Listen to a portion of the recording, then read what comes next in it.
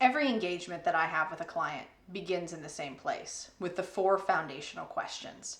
Who are you? What do you sell? What makes you special? And who are your customers? Today I want to talk a little bit more about that first foundational question, who are you? When I first pose that question to clients, often they look at me like I'm crazy because they think that I'm just talking about the name of their company, which at that point should be pretty obvious to me.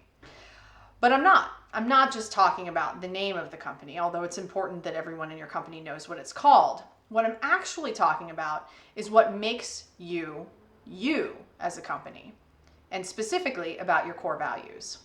Every company should have a really clear idea of what the core values are that drive its business.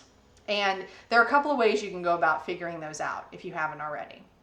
So if you don't have core values clearly identified and followed by everyone in the company, one of the best ways that you can go about figuring out what they are is to take your leadership or management team into a room and ask them if there are any employees that you have in your staff who you'd like to clone.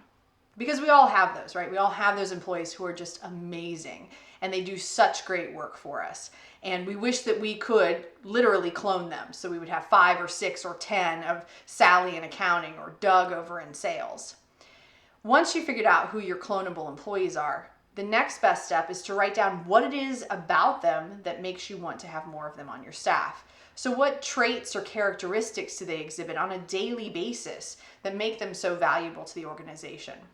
Often, they're exhibiting the core values that you believe make up your company without even knowing it. They're just unconsciously doing it. And the reason you like them so much is that you respond well to their exhibition of those values. And again, this is all unconscious. So they're doing it without even knowing they're doing it, and you're responding to those core values without even knowing that that's what you're responding to. The flip side of this is also a really great way to go about figuring out your core values. Think about the times in your life when you've been in another business and something has happened that has made you absolutely furious. Maybe someone screwed up an order. Maybe someone treated you with indifference. Maybe no one greeted you when you came through the door. Think about those things that drive you absolutely crazy in other people's businesses.